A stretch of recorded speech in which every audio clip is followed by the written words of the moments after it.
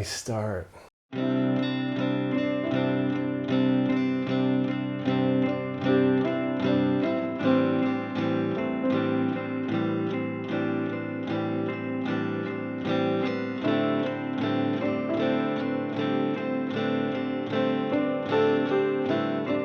And then one thing led to another, and we've been married for 14 years. Maybe start by saying your names. Sorry. I'm Kishon Monteith. I am one half of the founding ownership. And I'm Johanna Monteith, the other half. Look forward to being able to share a little bit more about who we are and what our story has been up to this point. Hopefully just some of what we have experienced, hopefully like our hindsight will hopefully be some of the foresight for you. So we'll share some of that. Where it all started was I was working in insurance in my mid-20s, and as things started to progress for me, I ended up doing travel trips, and in those travel trips I was going to different states around the US, Portland, Oregon, Detroit, Michigan, Chicago, Illinois, and then the big city of Quad Cities, because there's so big. 4 in 1. It's 4 in 1. But that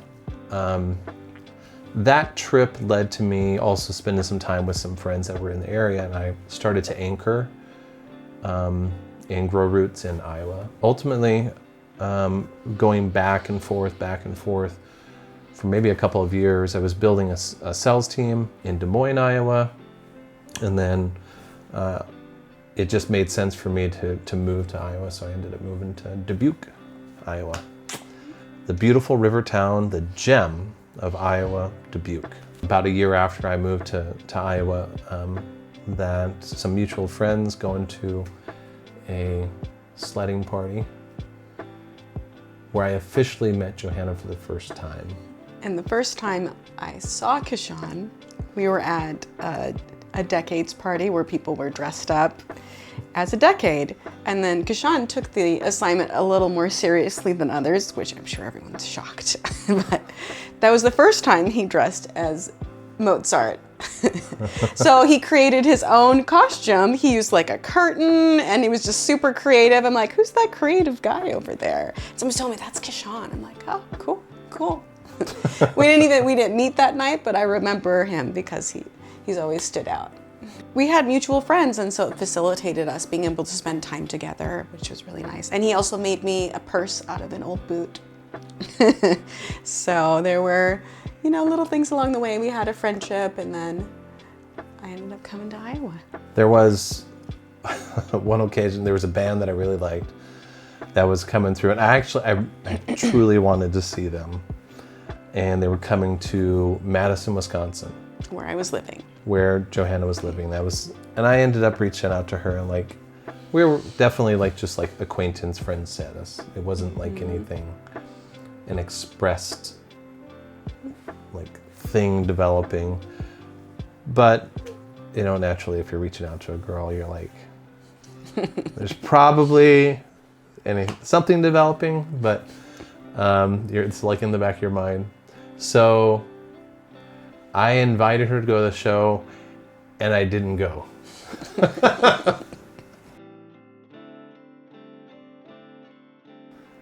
So wasn't it after lunch one time that it was, it was after a lunch one time in Madison that you're like, oh, I have something for you.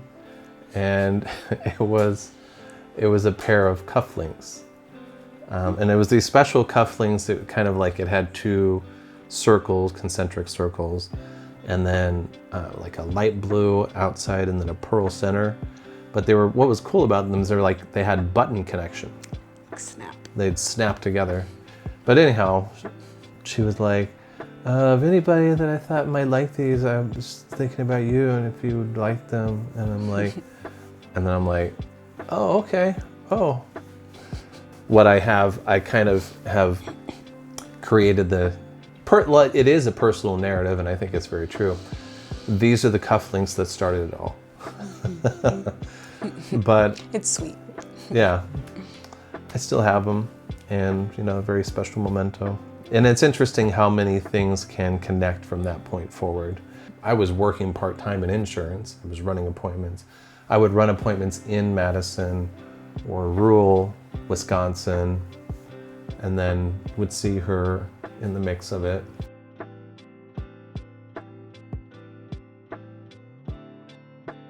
It was the preparation for what was to come, like the future that we were building together. And, our families are very modest means. And so, we were having to pay for all this, like I was having to pay for all this myself. Her parents were able to pitch in a little bit. My mom. You baked our own wedding cake with your mom? I didn't know what was cool is my mom. Your mom did. She baked our wedding cake, and we had cupcakes, 2 flavors. I just remember carrot cake. Okay, so carrot cake was our wedding cake and the muffins, and we had red velvet.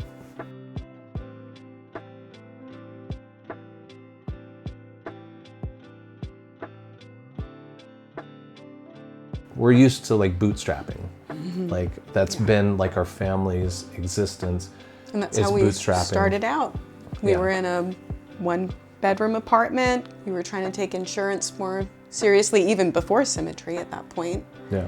And we ended up selling antiques and collectibles to pay bills. And we had a paper route for the first couple months of our marriage. 5:30 in the morning, we deliver papers. So we were really bootstrapping. Selling antiques, delivering newspapers, and selling insurance. The part of getting used to being married, that was like the most challenging phase. I was used to working in a 1-bedroom, like with my own workspace, but I didn't have someone else in my own workspace or in my residence that was expecting my time. And that led to a change to coming to Iowa City. Yeah. We'll drive by the place that we moved into when we came to Iowa City. We had very modest means. Right on the left over here. Only thing different is the siding. Yep, it changed the siding. 13 years ago. What, yellow before? I think it was yellow. Yeah. 1 bedroom, and then downstairs. Yeah, you had your office. I had my office downstairs. Teeny little place.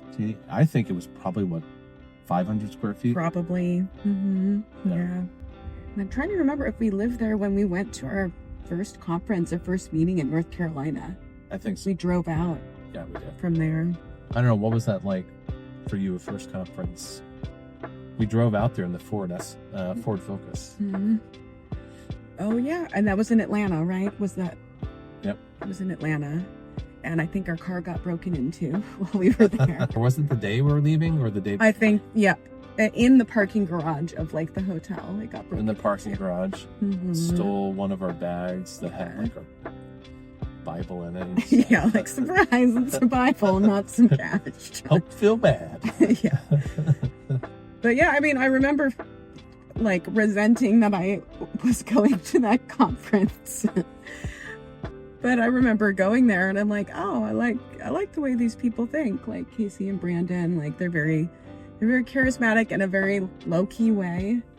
And just like permission to dream kind of stuff, which is, the right kind of inspiration for me without being too over the top. So I remember that, like, okay, like maybe I get what this is a little bit. Yeah. What was the theme for that conference? Oh yeah, we did like dress up dinners, right? I don't know, or dressed like a TV character or something. I just remember I was dressed like Blossom and some overalls on and stuff. And Mutual of Omaha brought a bunch of animals in, and there was like some big python or something. What ended up happening is I had to find like a part-time job while I had a non-compete. Or a temporary job, yeah. Yeah, a temporary job. So I was super comfortable wearing short shorts, showing off these massive, powerful thighs. And one of the things about it was like, so delivering. At what capacity? Delivering mail. Tell the people. Oh, I'm sorry. Let me clarify. Not Chippendales. Not Chippendales. just a different form of a streetwalker was a Mailman. a mailman.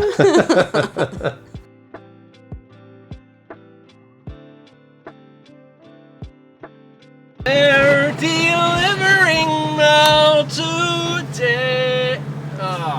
You got a package in your box. It's blood rocks. It's probably socks. So that period of time, it was with a purpose. I think is very important because I am a little reticent to share that part of our journey, because I feel like sometimes it becomes like license to just go get a job, which ends up being Permanent. Yeah.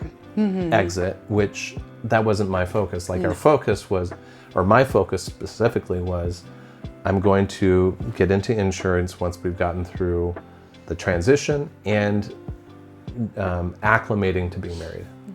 And Linwood was persistent. How many times did he approach you? Yeah, several times. Yeah. But it was just where I wasn't in a place. So get to the end of like that wait out period, and now it's time for me to make sure my license is up to date, continuing education is done, and to make the full pivot, and which worked. But now it was back into structure and intentionality. And all the while, like when I was delivering mail, I was just on a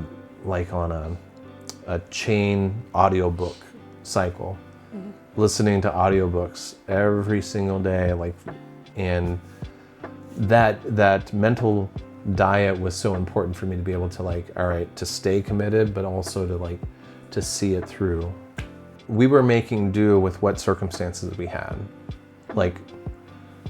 blooming where you're planted. And one of those things about that was the small, I'm pretty sure it was 400 or 500 square foot duplex apartment that we were renting. And then I'd have downstairs that I would be doing insurance work. So going to the basement to knock out dials and appointments, and actually, and really that period of my life was where appointments were run in person. So I would be doing all my dialing or administrative work in the basement, and then go run appointments all day or a couple of days. And you'd have to mail your policies. I remember rushing to the post office just after they closed, sneaking in the back door and handing your policies packets, to the dock. pallets to the mailmen that were sorting, because you had your that little was my scoop. benefit, because I knew that as long as it was pre-postage, they don't care, and they're just throw it in the bin, right? And I'd go to the dock and just throw it in the bin. Paying with a purpose, I think is an important theme. Narrative theme that we had, where it was paying with a purpose, because it was challenging, that kind of bootstrap phase, living in a 500 square foot duplex apartment. But it was okay, so how am I going to be able to use this place that I'm at to upgrade? Which I was well, I don't want to rent, I want to own. And so then, in me running appointments throughout, Johnson County, Iowa, I ended up finding a duplex that it was very evident it was abandoned, or it was not lived in, it was vacant. And I'm every time I drive, I'm going to call that person, I'm going to call that. So I ended up looking up the owner, calling them, and we were able to pull together the money and qualify for the lending. And it took a lot of, again, kind of bootstrap perseverance to be able to get that to a livable state. Because I produced for a couple of years, it ended up qualifying me for lending, just because you had to have self-employed income. That put me in a position to qualify for it. And then along with your income, the hospital. Here it is, the duplex. We moved into this side first.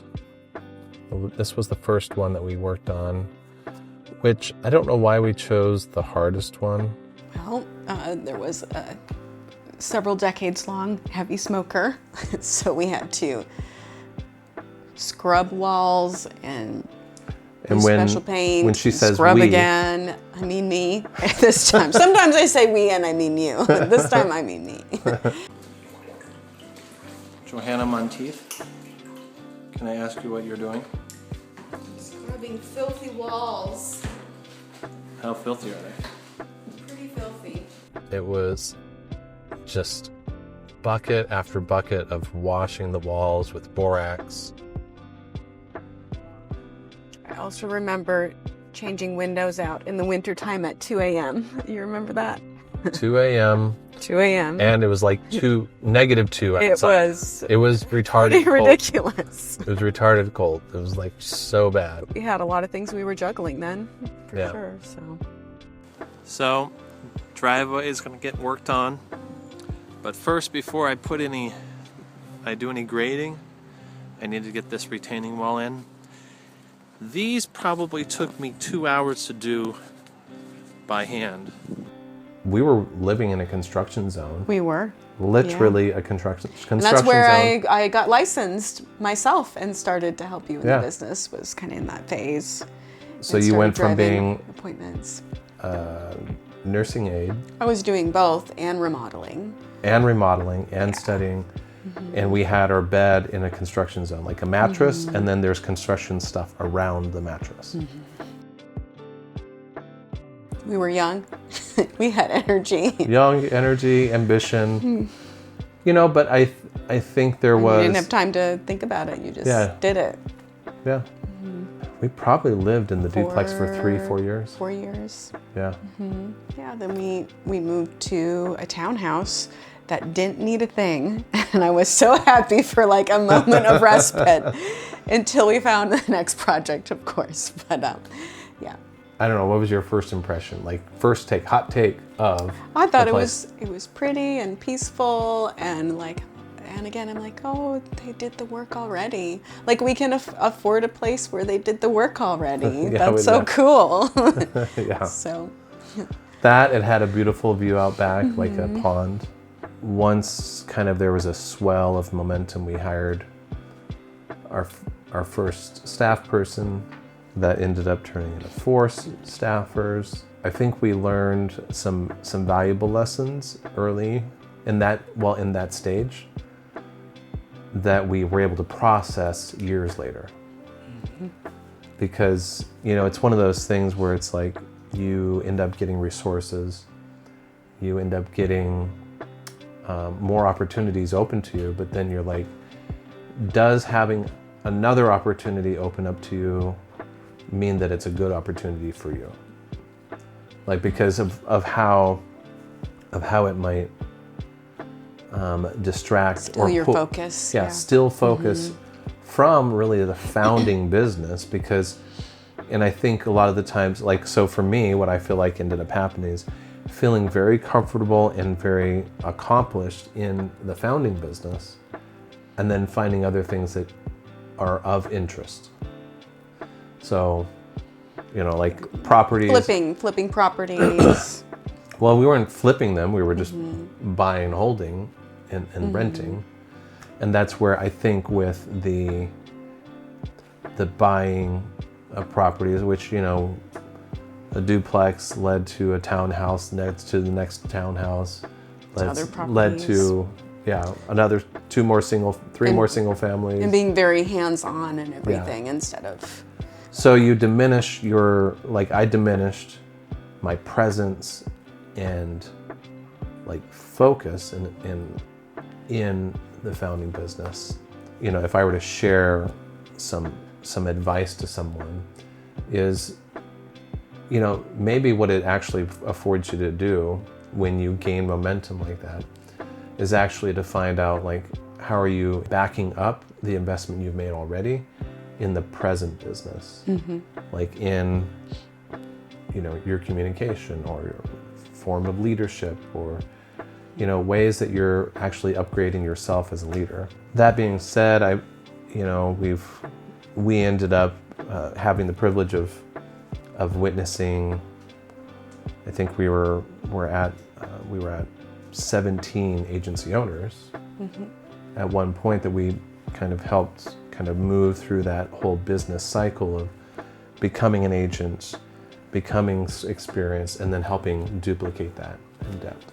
Again, I go back to kind of the right support and challenge. Like, how can you stay in the right balance of that for people? And the more noise you have around your focus or your main business, it's harder to do that well. I think so. I'd say fight to do that for people, and fight to stay clear and keep your why in front of you. And yeah, I think that clarity of what are your principles that you stand for, because when you have clarity over who you are as an individual, what matters most to you, what you're fighting for, like, you have clarity over your identity, and there are going to be external pressures that conflict with it. And so being able to have enough crystal clarity of, like, this is who I am and who I stand for, and then being able to rebuff some of the external pressures that don't match. Yeah, and any sort of exterior advantages only show more of who you are. When it comes to association, you'll learn that what you stand for, your identity, that becomes a bit of an attraction, because you're going to communicate in a way that demonstrates that clarity. You're going to lead in a way that, that defends it. And there's people that are going to, that match those particular characteristics or aspire to be around a culture like that. And the more clearly you have that in mind, the more it's going to attract those people, and it's going to actually be people that are ambassadors to that calling. Right? Yeah, I think what I look forward to on a regular basis is the alignment with people like that. The alignment with people that say, you know what, I have something that I want to build. It's for others and myself. Okay. And, I'm looking for others to do that with. In that process, they're open to, like, the growth that's going to be required. They're open to the bootstrapping at times that it's going to take. That they're not afraid of work. They're not afraid of, like, getting uncomfortable. Pain with purpose, right? Pain with purpose. When we start aligning with more people like that, everyone's had their struggles in the past, but it's not to commiserate in that past. It's to identify, like, to truly appreciate the pressure that was what molded them to a better person today. In those times of pressure, they're seeing, how am I becoming better? How can I innovate myself out of this? Because I feel like there were some losses that we had to endure, but they were not losses that we lament, but it's losses that become lessons. We're looking at,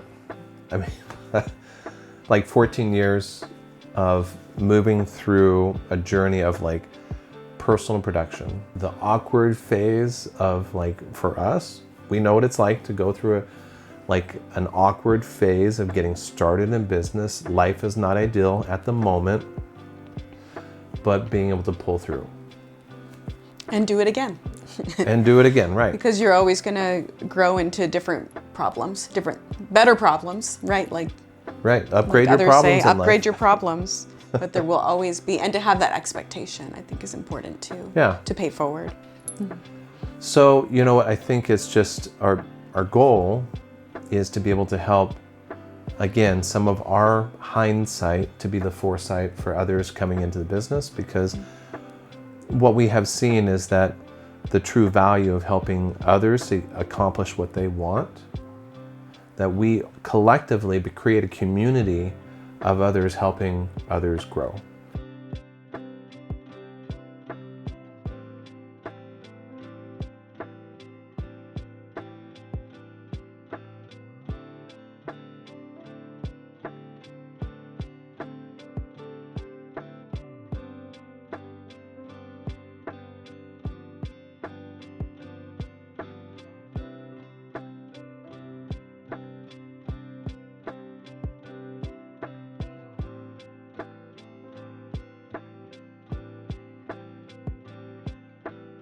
when we create that entire climate, we're helping our clients get what they want. We're helping our agents get what they want. And then they carry on that mission statement. And do it again. And do it again. Yeah. All right. Thank you for letting us tell you about the ups and downs, and that there is a bright, I don't know, there's a positive experience on the other side of the lessons in life. And we hope to be able to help you with accomplishing what you want to accomplish. May you find your own silver lining. Right. Oh, wait. Silver lining.